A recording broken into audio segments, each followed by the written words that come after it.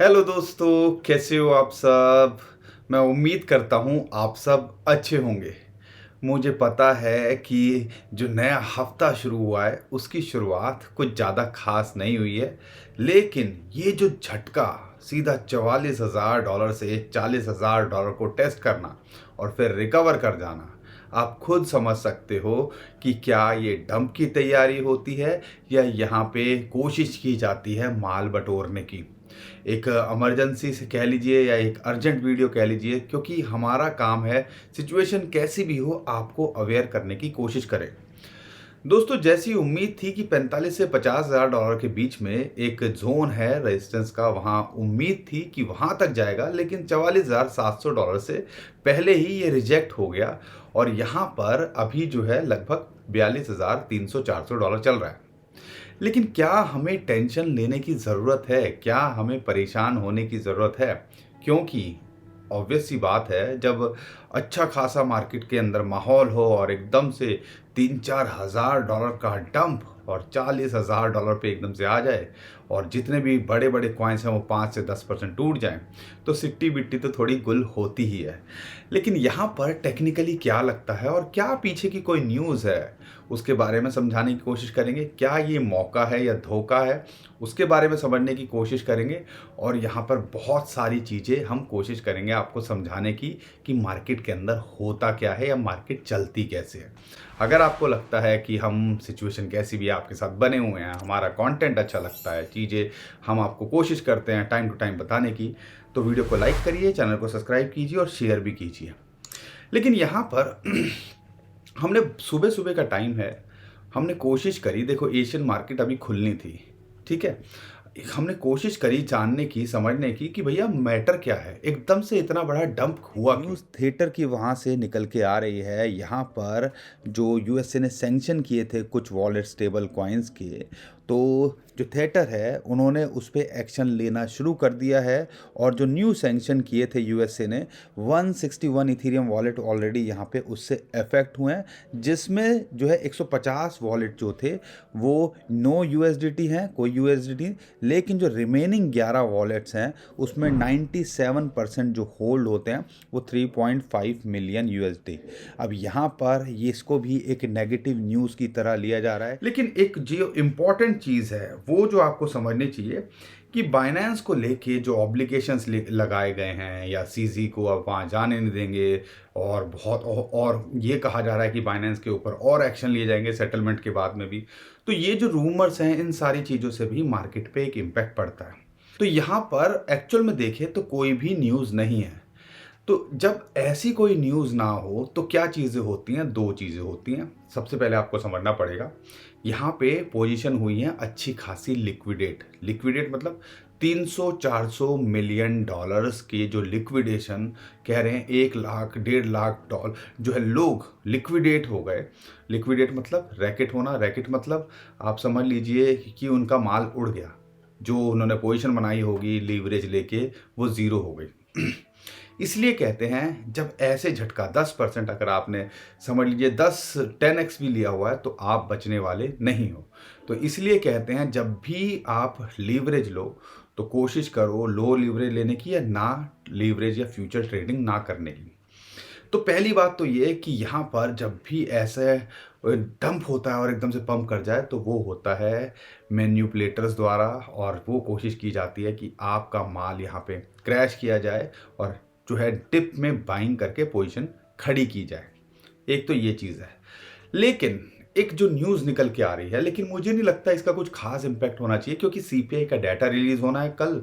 और सीपीआई के डाटा की बात करते हैं, जैसे इंडिकेशन आए थे कि इंटरेस्ट रेट हाइक की बात करते हैं, ऐसा लगता नहीं है कि यहाँ पे कोई होने वाला है इन फ्यूचर। और सीपीआई का डाटा भी जो है एक्सपेक्टेड है कि कम आना चाहिए। फोरकास्टेड है 3.1, लास्ट टाइम था 3.2 और उम्मीद की जा रही है 3 के आसपास इस टाइम पे आना चाहिए। अगर उससे थोड़ा ऊपर नीचे होता है तो मार्केट थोड़ी शेक कर सकती है, तो इस चीज़ के लिए हमें प्रिपेयर रहना चाहिए। और कल ये सीपीआई का डाटा निकल के आएगा, और अगर ज़्यादा निकल के आता है तो फिर वही दिमाग में आता है कि यार इंटरेस्ट रेट हाइक करेंगे, बहुत सारी चीज़ें होंगी। लेकिन हमें नहीं लगता कि यहाँ पे ये कोई ज़्यादा परेशानी वाली बात है। तो इसको भी लोग कह रहे हैं, एक्सक्यूज़ दे रहे हैं कि मार्केट का यहाँ पे इसकी वजह से भी डंप हुआ है। लेकिन यहाँ पर ये सारी चीज़ें जब ऐसे होती हैं और मार्केट जैसे रिकवर कर गई, जब $40,400 आने के बाद सीधा ये 42,200 या $42,000 पे आ गया और $42,000 एक इम्पॉर्टेंट यहाँ पे सपोर्ट और रेजिस्टेंस है, वो क्या है वो मैं आपको बताता हूँ अब टेक्निकली। यहाँ पर अगर आप माफ़ कीजिएगा थोड़ा गला ख़राब है। यहाँ पे जब बिटकॉइन ने 35,000 से सीधा 44-45,000 डॉलर की उछाल लगाई है, तो ऑब्वियस सी बात है टेक्निकली बहुत सारी चीज़ें ओवरबॉट पोजीशन के अंदर यहाँ दिखा रही थी। तो यूजुअली क्या होता है, या तो मार्केट ब्रीद आउट करती है, जैसे आपने देखा 44-43,000 डॉलर पे यहाँ पे सपोर्ट बनाने की कोशिश कर रही थी और ऑल्ट कॉइन जितने वो ग्रो कर रहे थे। या फिर जो आरएसआई होती है, रिलेटिव स्ट्रेंथ इंडेक्स की बात करते हैं, वो थोड़ा सा यहाँ पे जब मार्केट ऐसे क्रैश करती है तो ब्रीद आउट करता है, जो कि न्यूट्रल करने की कोशिश करते हैं, ना ओवरबॉट पोजीशन के अंदर ना ओवरसोल्ड पोजीशन के अंदर। लेकिन अगर आप चार्ट को ऑब्जर्व करते हैं तो दो चीज़ें यहाँ इंपॉर्टेंट नज़र जो है आपको नज़र में आनी चाहिए, आपको देखनी चाहिए। एक है हमारा फिबोनाची की रेशियो, जो हम लगातार आपको बोल रहे थे कि यहाँ पे एक आपके लिए 42,200 सपोर्ट का काम करना चाहिए।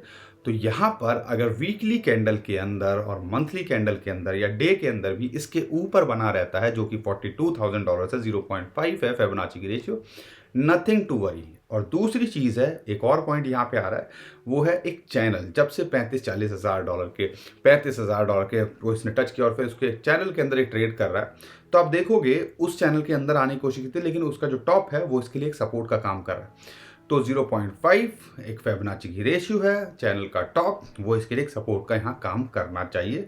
तो ध्यान रखिएगा, जब तक इससे ऊपर है तो नथिंग टू वरी, लेकिन अगर इसके नीचे आता है तो साइकोलॉजिकल सपोर्ट $40,000 है। टेक्निकली यहाँ पे हमें कुछ नहीं दिखता है, लेकिन हम अक्सर आपसे ये बात बोलते थे या बोलते भी हैं पिछली कई वीडियो के अंदर कि जब 35,000 बिटकॉइन था, 30,000 था, $25,000 था, कि एक रैली आएगी हाल्विंग से पहले, और हाल्विंग से पहले बिटकॉइन 45 से $50,000 आके रिजेक्ट हो सकता है। और रिजेक्ट जैसा पहले हिस्ट्री में हुआ है, हाल्विंग से पहले एक पंप देखता है, फिर बिटकॉइन रिजेक्ट करता है और फिर एक बड़ी रैली लेता है। 45 से $50,000 के जोन के आसपास $200-300 ये मिस कर गया। लेकिन हमें क्या परेशान होना चाहिए? हमें बिल्कुल परेशान नहीं होना चाहिए, और यहाँ पर फोकस ये रखना है कि अगर यहाँ पे ये डंप करता है, $40,000 से नीचे आता है, एक बड़ी अपॉर्चुनिटी। और आप कह लीजिए, एक और रेशियो आपको बता दूं, या 50 डे मूविंग एवरेज की बात करता हूँ, लगभग 37 से $36,000 का जो जोन है, अगर गलती से वहाँ बिटकॉइन आ जाए तो बिल्कुल भी यहाँ पे हमें छोड़ना नहीं है। समझ लीजिएगा, एक बड़ी अपॉर्चुनिटी है। और यूजुअली हमने देखा है, जब एक हाई बनाने के बाद जब डंप करता है, हम उम्मीद कर रहे थे 45 से $50,000 ये जाएगा, वहाँ इसको रिजेक्शन मिलेगी, और रिजेक्शन लाके अगर $40,000 पे सपोर्ट नहीं मिलती है, तो ये जो जोन है समझ लीजिएगा, अगर आ जाए तो ये शायद लास्ट अपॉर्चुनिटी आपके लिए हो एक बड़ी रैली के लिए। तो ध्यान हमें ये सारी चीज़ें जो है रख के चलनी है। फिलहाल के लिए आपके लिए 3 लेवल्स हैं जो इसके सपोर्ट के काम कर रहे हैं, यहाँ हमारी एंट्री पॉइंट्स हो सकते हैं। एक $42,000 से एक इंपॉर्टेंट सपोर्ट है टेक्निकली। इंपॉर्टेंट साइकोलॉजिकल सपोर्ट की अगर बात करते हैं वो है 40,000। लेकिन अगर एक परफेक्ट एंट्री, अगर बहुत सारे लोग जो दुखी हैं, अगर अपॉर्चुनिटी मिल जाए तो हमें यहाँ नहीं छोड़ना, वो है 36 से $37,000 का ये जोन। अगर आप ओवरऑल देखें तो जब मार्केट ऐसे डिप करती है और इमीडिएटली रिकवरी करके दिखा रही है, $1,500-2,000 डंप किया, $1,500-2,000 पंप कर गया, तो समझ लीजिए यूजुअली यहाँ पे एक एंट्री या बाइंग ढूंढी जाती है। ये तो थी बिटकॉइन को लेके बात। उम्मीद करता हूँ आपको कहाँ एंट्री बना सकते हो, क्या चल रहा है, टेक्निकली भी समझ में आ गया होगा। लेकिन इथीरियम की बात करते हैं, जैसा हम उम्मीद कर रहे थे, लगभग 2375 से $2,400 के बीच में आपको रेजिस्टेंस मिलनी चाहिए। परफेक्ट काम किया फिबोनाची की रेशियो ने, 0.382 ने वहाँ गया, टच किया और रिजेक्ट आपको होता दिख रहा है। अगर आप एंट्री के लिए देख रहे हो, लगभग $2,000 और $1,875, ये जो है दो इंपॉर्टेंट लेवल्स हैं। तो यहाँ पे अगर आप कोशिश करना, अगर $1,875 के आसपास आए तो हमें एंट्री बनानी है, $2,000 के आसपास अवॉइड करें। लेकिन अगर हम ऑल्ट कॉइन्स के अंदर बात करते हैं, जितने बड़े कॉइन्स हैं, क्या उनके अंदर हमें क्या करना चाहिए? दोस्तों, डॉज हो, शीबा हो, ये सारे जो है एक रैली को कहीं ना कहीं चीज़ें एक वर्कआउट कर रहे थे। तो यहाँ पर हम अक्सर आपसे बोलते हैं जब एंट्री लेते हो ना तो पार्ट में बाइंग करनी चाहिए। अगर आपने टॉप पे लिया है तो यहाँ पर अब जब नीचे क्रैश किया तो अपॉर्चुनिटी मिली ना, इसलिए कहते हैं कि कोशिश ये करनी चाहिए कि या तो एवरेज आउट करते रहो या जो है पार्ट में बाइंग करो। एक अगर वहाँ रैली के अंदर हो, फोमो में भी हो, उसके बाद एक डिप आए तो वहाँ पे आप एवरेज आउट करके एक अच्छा रिटर्न बना सको। यहाँ पे जितने भी कॉइन्स हैं, खासकर अगर मैं मैटिक की बात करता हूँ, अगर आप मैटिक के अंदर एंट्री देख रहे हो तो एक परफेक्ट एंट्री आपकी हो सकती है $0.77 के आसपास। अगर यहाँ मिल जाए तो एक अच्छी अपॉर्चुनिटी, और एक $0.7 के आसपास तो यहाँ पे एंट्री बनाई जा सकती है। डॉट की बात करते हैं, ये $6.25 तक आ गया था, $6.4 पे इसको सपोर्ट है। अगर यहाँ पे एंट्री मिल जाए तो इसको अंदर बना लीजिएगा। डॉज के अंदर हमारा टारगेट हिट कर चुका है, हमने आपको बोला भी था। यहाँ पर जब डॉज हो, शिबा हो, डॉट हो, बहुत सारे और कॉइन्स थे कि हमारे टारगेट हिट कर चुके हैं। यहाँ पे अगर शॉर्ट टर्म में देख रहे हो तो प्रॉफिट बुक करते रहिए। उम्मीद करता हूँ आपने वो सारी चीज़ें की होंगी, लेकिन डॉज और शिबा के अंदर अभी वेट करना चाहिए। वो ऑलरेडी एक माहौल के अंदर है और यहाँ से ऐसा लगता है कि ज़्यादा पंप करने के चांसेस हैं, तो इसको आप अवॉइड करो।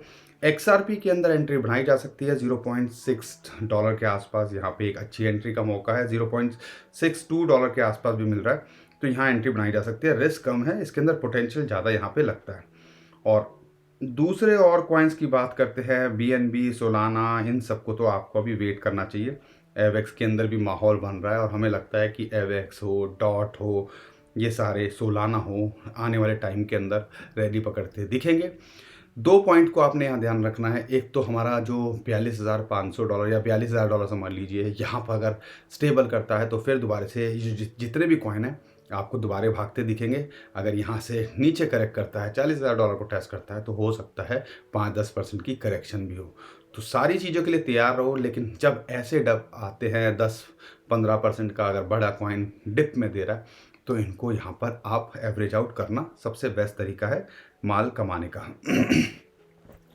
तो दोस्तों, घबराने से कुछ नहीं होगा, चीज़ों को समझते रहो, ऑब्जर्व करते रहो, सारी सिचुएशन को देखो। माहौल, हम यही बोलते हैं कि माहौल है, जब बेयर मार्केट होती है तो नीचे नीचे जाता है तो ऊपर जाने की कोशिश करता है ना, ऐसे ही बुल मार्केट होती है तो हायर हाई बनाता है, फिर रिजेक्ट होता है, फिर हायर हाई बनाता है, फिर रिजेक्ट होता है।